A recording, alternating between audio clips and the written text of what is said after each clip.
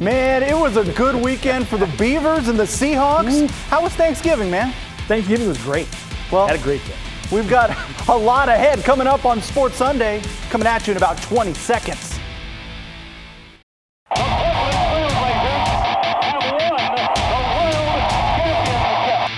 Portland is the 18th team in Major League Soccer.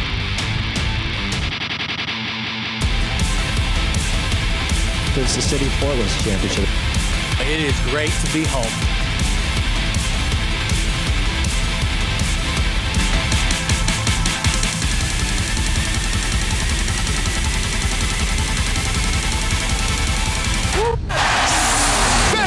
Sports Sunday with Orlando Sanchez. What is good, everyone? Welcome to Sports Sunday. My name is Orlando. Art Edwards. Yes. Social distance game continues to be strong. Where in the world are you, man? Innsbruck, Austria, Winter Wonderland, because the Luge World Cup season is getting started. I'm ready. All right. I'm not mad at that, man. I want to know all about it, but I need you around for the next half an hour. I'll hang out. Okay, well, coming up tonight, Art, the Seahawks get a little help from your 49ers. Yes. We'll go around the NFL and set the stage for the Hawks on Monday Night Football. Plus, training camp, it's almost here. And so is a brand new NBA season for the Portland Trail Blazers. We'll check in with them. But we start with a lot of cheers in Corvallis, Beaver Nation, feeling good.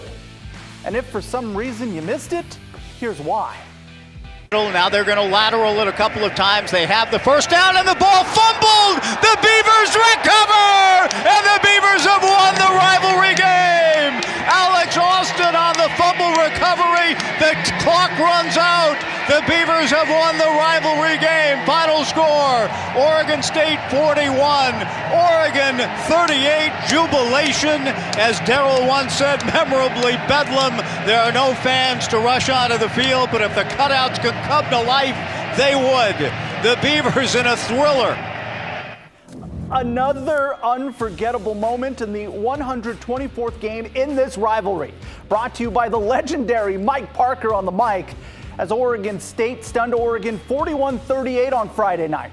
So, Art, let's start with the record-setting performance from the Beavers' Jermar Jefferson. The Pac-12 Offensive Player of the Week set the tone. First time he touched the ball, 82 yards to the house. He had 29 carries for 226 yards, the most ever from a running back in this rivalry. It was also the most UO has given up since 2015.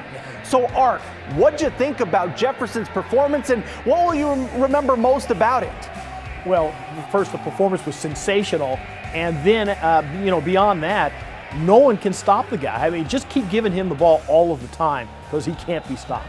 And it's incredible. He continues to get better and better each week. Those numbers continue to rise. Just incredible, man. So on the flip side, Art, the Ducks had some of the same issues they've had for most of this season. One of them is on the defensive end, specifically stopping the run. Statistically, ranking near the bottom of Power 5 teams in rushing yards per game. Turnovers have also been a problem. They had 3 in this game, 2 were interceptions. Oregon had a 12-point lead before the Beavers scored 22 points in the fourth quarter. So, Art, are you surprised by Oregon's defense? Well, absolutely, because I thought the defense was going to be one of the strengths this year. You know, so many unknowns on the offense with a new quarterback, new offensive line. I thought the defense would be what would carry them through this season, and they've been a real disappointment. Absolutely. All right, so Art, for the Ducks, this squashes their college football playoff hopes. It's their first loss of the year, and they drop to 21st in the Associated Press poll. They get Cal next, a team that is winless. The Ducks still have a lot to play for, too, like a Pac-12 championship and a Fiesta Bowl. For the Beavers, they get a program-defining win under head coach Jonathan Smith. Quarterback Tristan Gebbia, he solidified his role on the team, orchestrating that comeback that we talked about. And the defense has just been stingy in the second half of these games. The Beavers moved to 2-2 on the season with a trip to Utah on Saturday. So, Art, what will you take away from this rivalry game? Well, I think that that Oregon State has made an awful lot of progress. I mean, that's obvious. And in the second half of games, they seem to play really well. And that Oregon really has a long way to go. I mean, there's a lot to play for the rest of the season, but they're nowhere near where they were last year. And I thought they would have been a little bit closer to that, especially on the defensive end this year. The one thing I will add to that, Art, is it was a bummer being at a game that was that intense and having no one there to really witness it in person. I kept thinking to myself, what would it be like in Reser Stadium right now with the game on the line, the clock ticking away, and the Beavers with a shot to win this thing? So really interesting dynamic in what has been just an unprecedented year, just another unprecedented way to continue 2020. But congratulations to the Oregon State Beavers, who really came up with that defining moment in the program for Jonathan Smith and company. Still to come, Art, Justin Herbert continues his tear through the NFL, and he's drawing comparisons to some of the best.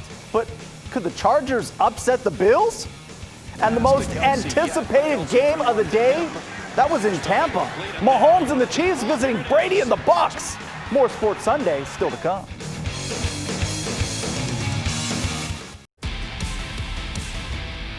Welcome back to Sports Sunday. LA Chargers rookie quarterback Justin Herbert continues his assault on the NFL record books. The former Oregon Duck threw for 316 yards against the Bills today. He has 6 300-plus yard passing games. That ties him with Andrew Luck for the most by a rookie. He also joins Patrick Mahomes as the only quarterbacks with more than 3,000 yards passing in their first 10 career games. The Chargers, though, lost to the Bills 27-17. LA now 3-8. The stats are there, but those wins elusive for Herbert. People are upset.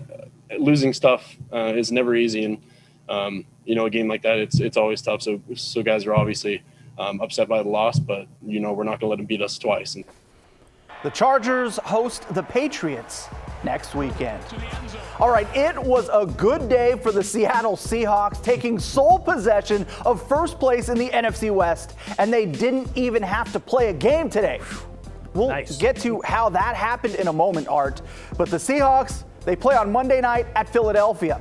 Odds makers favor the Seahawks by 6 points. The Eagles' offense and quarterback Carson Wentz, they've struggled all season to score points.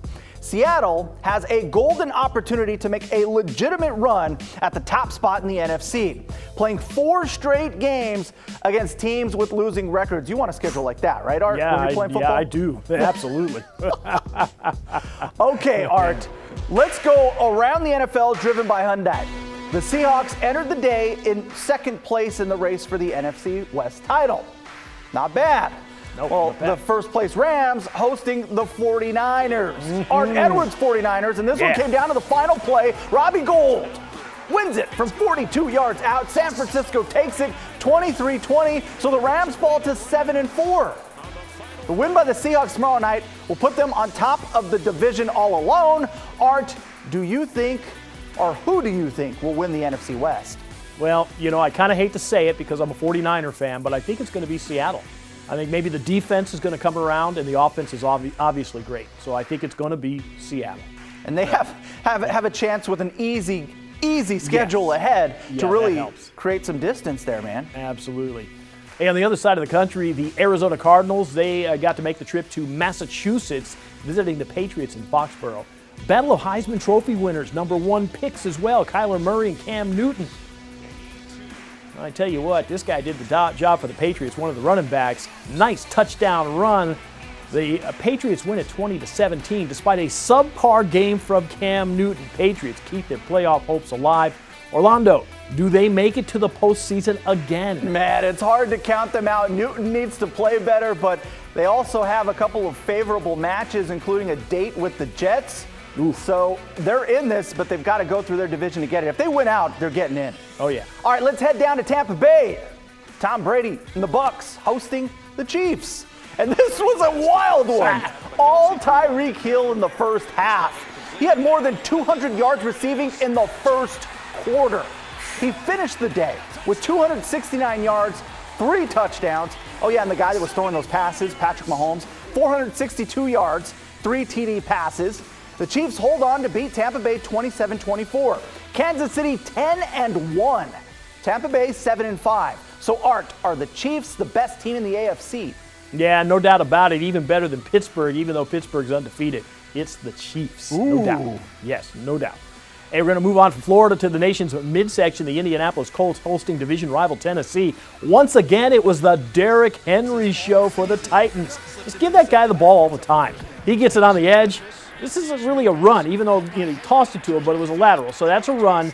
Goes into the books as the run. He gets 178 yards rushing and 3 touchdowns. He had 3 touchdowns and 100 yards in the first half. Titans beat the Colts 45-26. Tennessee 8-3 on top of the AFC South. Orlando, do you see the Titans as a Super Bowl contender? They do good things that make you think they are, but as you mentioned, those Chiefs, you got to go through them, and I'm not buying them yet, but continue to play defense and run the rock with Henry, you got a chance. Time now to take a look at the players and teams that had good days and those with not so good days. Our heroes, and zeros. We start with a rookie showing out on Thanksgiving. Antonio Gibson of the Washington football team, great day. 3 touchdowns to go with 115 yards rushing. And Washington just ripped up Dallas 41-16. Washington at 4-7, right at the top of the NFC East. Hey, our next hero, the Texans, Deshaun Watson. He is definitely a hero.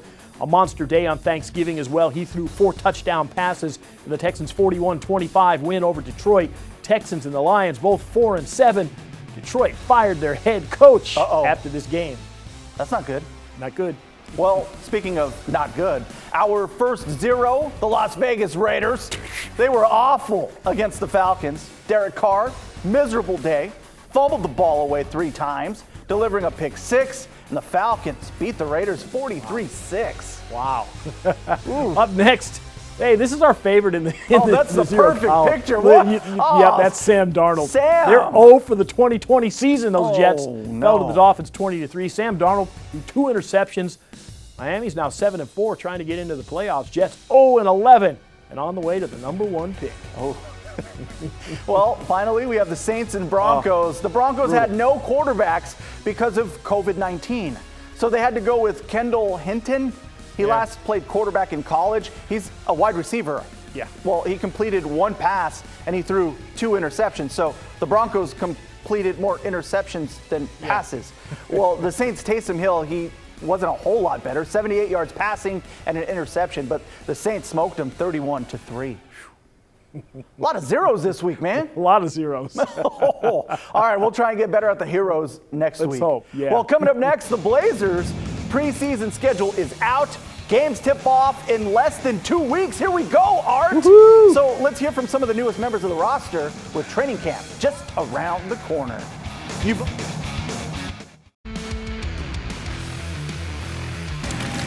Patterson again on his feet, past midfield, and off to the races.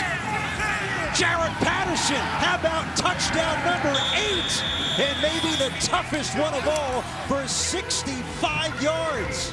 Yeah, this is crazy. You really got to listen to these numbers because Buffalo's Jaret Patterson is just going off over and over. He tied the FBS record for rushing touchdowns in a game with 8. He ran for 409 yards on the game, the second highest single game rushing total in Buffalo's 70-41 win over Kent State. Last week, he had 300 yards, 4 touchdowns, but that's also your Toyota Sunday sizzle. Hey, we're glad to have this guy. Thanks, Coach. I'll talk to you later. Okay. I know Rip City just loved that, right? Blazers head coach Terry Stotts, one excited man, helping to welcome Robert Covington to the team. Awesome stuff right there. So Robert Covington is just one of several new faces for the Portland Trail Blazers this coming season. The Blazers made a flurry of moves using trades and free agency to bolster the roster, and we got to talk to some of them this week. The star of the press conferences, it may have been Enes Kanter. He's a guy who's just glad to be back in Portland. There's no doubt that Portland, both the team and the city, glad to have him back as well. The same hour that I got traded, I got a text message from Senator Ron Wyden, and he was just super excited for me to be here and stuff. I mean, it's just amazing, man, because like you don't have this same kind of energy in every team, you know. But you have this here. You have this like the family vibe, good vibe, always positive vibes in here. So I think it's gonna be very special for the next year. Cantor feeling the love there, Art. Oh, yeah. So let's take a look at what the Blazers have now. We start with them re-signing Carmelo Anthony. Neil Olshey says that he'll come off the bench. He provides clutch scoring and leadership.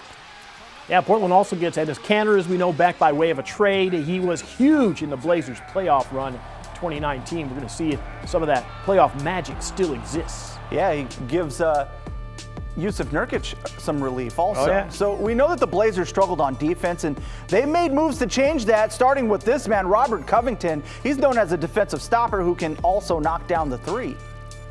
And there's another defensive guy who's coming to town, and Derrick Jones Jr. We have liftoff. Oh, yeah, he can also jump out of the gym. When he talked, he said that his role isn't to score 30 or 40 points a game, it's to stop someone from scoring 30 to 40 points a game. That is music to Rip City's ears. Yes. Okay, Harry Giles, he comes in as a free agent from Sacramento. The Blazers drafted him, then shipped him to the Kings in a deal to get Zach Collins a few years back. He didn't get much of a chance in Sacramento, but the Blazers hope he has something that can help the front court. This is a low-cost, high-reward pickup. Oh, yeah. Hey, and then finally there's Rodney Hood. Of course, we know Rodney Hood pretty well. He's coming back to the Blazers, which is good news.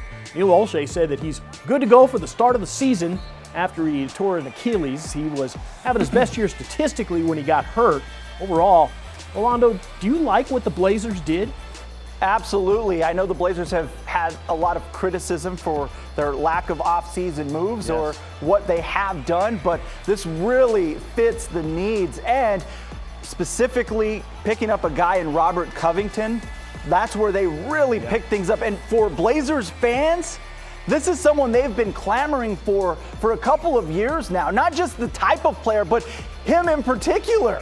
Yeah. Someone who's knocking down the threes but can also defend. He's also in that same window that Damian Lillard, CJ McCollum, and Jusuf Nurkic are. A complementary piece. Right there alone, I thought free agency went as well as it could have gone for the Portland Trailblazers, who, let's face it, Art, free agency isn't exactly the name of the game for the Blazers, who struggled to get free agents to get here. That's right.